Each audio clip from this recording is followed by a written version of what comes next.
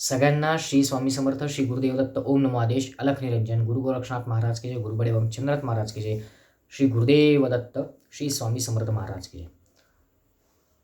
आपण आज मार्गदर्शन काय करणार आहोत? मार्गदर्शन आहे माळेवरचं, जपमाळ. जपमाळ आपण याच्यावर आधी बोललेलो आहोत, मार्गदर्शन केलेलं आहे कशी जपावी. ज्यांनी व्हिडिओ पाहिला नसेल, मार्गदर्शन पाहिलं नसेल त्यांनी अवश्य पाहावे. 28 ते 29,000 लोकांनी हा व्हिडिओ पाहिलेला आहे, हे मार्गदर्शन पाहिलेलं आहे. तर ज्यांनी पाहिलेलं असेल त्यांनी अवश्य पाहावं. आणि त्याचा पुढचा भाग म्हणजे आपण थोडंसं पुढे जातोय माळेबद्दल. तर महाराजांचं सांगणं असं होतं की माळेबद्दलचं पुढचं मार्गदर्शन कधी करायचं, काय करायचं. महाराजांनी सांगितलं होतं की माळ जपावी हे झालं, पण माळेला कुठं ठेवायचं, माळेची स्थिती ही कशी असली पाहिजे. जपताना आपण कसं जपावं ते झालं, पण माळ कुठं ठेवावी, त्याचं माळेचं स्थान कुठलं पाहिजे आणि माळेला कसं जपावं. आपण जो जप करतोय तो जपण्यासाठी पण आहे आणि जपण्यासाठी पण आहे, तसंच माळेला पण आपण जपलं पाहिजे. त्याच्यावर जप करतो ना आपण, गंमत म्हणून जप करत नाही, त्याच्यावर पण संस्कार होत असतात. जेवढी माळ तुमची सिद्ध होत असते ती आपली, जेवढा तुम्ही जप करताय माळ पण सिद्ध होत असते. तर जपलं पाहिजे माळेला. मग कसं जपायचं? ती शुद्ध केली पाहिजे. नवीन माळ आणली की पहिली शुद्ध करायची. जसं आपण गाडीला शुद्ध करत राहतो, लक्षात घ्या.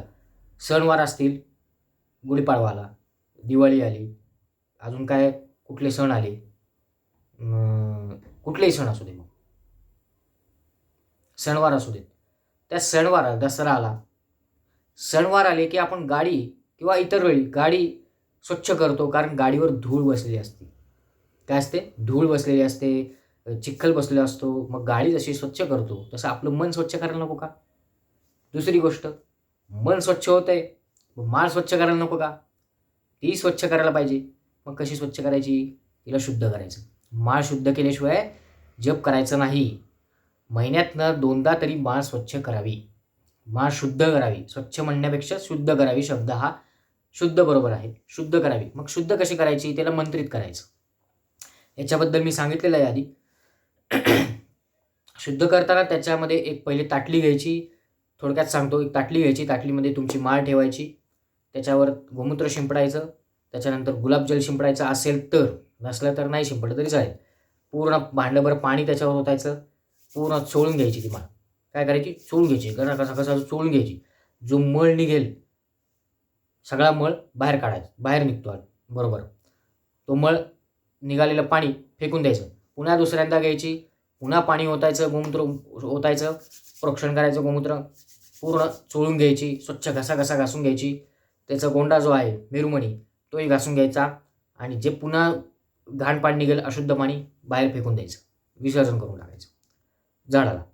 त्याच्यानंतर ती व्यवस्थित पुसून घ्यायची, कोरडी करायची, पूर्ण कोरडी खट्ट करायची. आता कोरडी खट्ट केलेली माळ एका ताटलीमध्ये व्यवस्थित ठेवायची. ठेवल्यानंतर जो मेरुमणी आहे त्याला गंधाक्षता, फूल, अष्टगंध लावायचं, अत्तर लावायचं, थोडंसं फूल व्हायचं, हळदी कुंकू व्हायचं, उदबत्ती ओवाळायची, धूपदीप दाखवायचा आणि तिला झाकून व्यवस्थित ठेवून द्यायची. आणि त्याच्यावर मंत्र म्हणायचा. 11 वेळा जो मंत्र सांगेन तो म्हणायचा. ओम ऐं अक्षमालाय नमः. तो मी मंत्र यामध्ये ह्याच्यामध्ये कमेंट बॉक्समध्ये टाकेन. ओम ऐं अक्षमालाय नमः. लक्षात घ्या, ओम ऐं अक्षमालाय नमः, ओम ऐं अक्षमालाय नमः. हा जो मंत्र आहे हा 11 वेळा म्हणायचा आणि ती माळ झाकून ठेवायची. आणि त्याच्यानंतर तुम्हाला जप करायला सुरुवात करायची. या विधीनंतर तुम्ही जो जप कराल त्याच्यामध्ये तुमचं बघा, मला तुम्हीच स्वतः सांगाल काय फरक पडतो ते. या विधीनंतर तुमचं ध्यान लागायला सुरुवात होईल. जे मन भटकतं ना तुमचं जप करताना, ते भटकणार नाही. या विधीनंतर ध्यान अवस्था तयार होते. त्यामुळे हा विधी करायचा. हे महिन्यातनं 1-2दा, आठवड्यातनं 1-2दा हे प्रक्रिया करत जा. शुद्ध झाली पाहिजे माळ. दुसरी गोष्ट, माळ ठेवताना कुठे ठेवायची? एका ताटलीत, वाटीत ठेवली तरी चालेल, तिला झाकून ठेवायची. जपमाळ जपताना कधी पण दुसऱ्याला दिसली नाही पाहिजे. गोमुखी आपली बाजारात मिळते गोमुखी, तिला गाईच्या तोंडासारखी ती गोमुखी असते, त्याच्यात जप करायचा कधी पण. मी मागे दाखवलेलं आहे, तरी परत एकदा सांगतो. गुरुचरित्रात सुद्धा वर्णन आहे याचं, जपमाळ कशी करायची. गोमुखीत ती ठेवायची आणि मग जप करायचा, अन्यथा तो वाया जातो जप. दुसऱ्यांनी बघता कामा नये ती माळ जप करताना. पावित्र्य राखलं गेलं पाहिजे तिचं. ती जप झाल्यावर कुठे टांगून ठेवली चालते का? अजिबात चालत नाही. बरेच लोक देवाच्या त्या देवघराच्या एक गट्टू असतो त्याला टांगून ठेवून देतात आणि निघून जातात आपली आपली कामं. तसं नाही करायचं.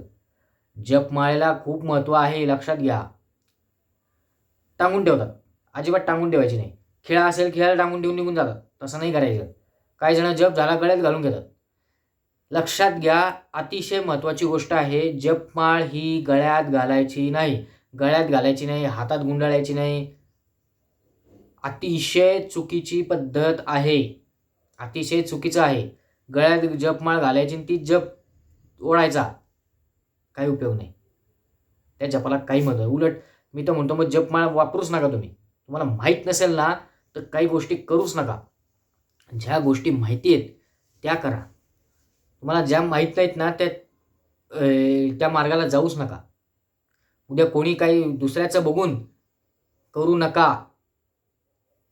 दुसऱ्यांचं बघून अजिबात करू नका. तुम्हाला जर मार्गदर्शन हवं असेल तर मार्गदर्शनासाठी मेसेज करा, काय हे करा, योग्य व्यक्तीकडनं मार्गदर्शन घ्या. पण अशा चुकीच्या गोष्टी करून आपल्यावर परिणाम करून घेऊ नका. बरेच लोक अशी आहेत, जप झाला की माळ घालून घेतात घरात गळ्यामध्ये किंवा हातामध्ये गुंडाळून घेतात. काय गरज आहे? अशाने काय होतं माहिती आहे का? तो जप सफलच होत नाही. दुसऱ्याच्या नजरा त्याच्यावर पडत राहतात. कधीही जपमाळ ही गळ्यात घालायची नाही, कधीही हातात घालायची नाही, कधीही अशी टांगून ठेवायची नाही. तिला व्यवस्थित देवाऱ्यामध्ये किंवा देवाच्या ठिकाणी, जिथं जे देव आहेत तुमच्या देवामध्ये न दिसेल अशी गोमुखी त्याच्यावर गुंडाळून ठेवून द्या, वाटी त्याच्यात, आणि रोज त्याची हळदी कुंकाने पूजा करायची माळेची. काय फरक पडतो मला सांगा. तुमचं ध्यान लागलं नाही तर मला सांगा. जप करताना जे मन भटकतंय, मन शांत राहत नाही, मन चंचल आहे, मन सगळ्यांचं चंचल आहे. त्यासाठी साधना महत्त्वाची आहे. जेवढी तुम्ही साधना वाढवाल, जेवढा जप कराल, तेवढं तुमचं मन शांत राहील, वाणी शांत राहील. इतरत्र तुम्ही लक्ष देणार नाहीत. तुमची नजर एक स्थिर राहील. जे वायफळ बोलणं आहे ते कमी होईल. विनाकारण बोलणं कमी होऊन जाईल. हे कधी होईल? जेव्हा तुमचं ध्यान अवस्था निर्माण होईल. ह्या गोष्टी लगेच होत नाहीत. याला तुम्हाला काळ द्यावा लागतो, तपश्चर्या तेवढी लागते. असं आहे. ह्या गोष्टी आहेत, या गोष्टी लगेच नाही होत. आता मी जेव्हा बसतो महाराजांसमोर तेव्हा ती ध्यान अवस्था चालू होऊन जाते. लक्ष जात नाही कुठे जास्त, कारण तेवढी साधना आहे.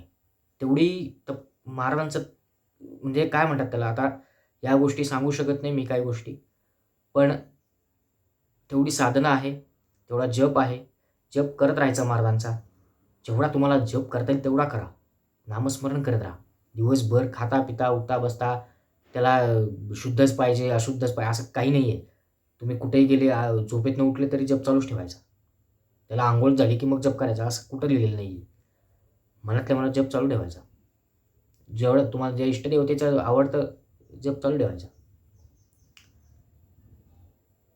तर झालेली सेवा, आज ह्याच्याबद्दलच मार्गदर्शन होतं की माळ कशी वापरावी ह्याच्याबद्दल मार्गदर्शन होतं. झालेली सेवा महाराजांच्या चरणी रुजू करतो. श्री स्वामी समर्थ. श्री गुरुदेव दत्त. ओम नमो आदेश. अलख निरंजन. गुरु गोरक्षनाथ महाराज के जय. गुरु बडे बाबा मच्छिंद्रनाथ महाराज के जय. ओम नमो आदेश. श्री गुरुदेव दत्त. दत्त दत्त.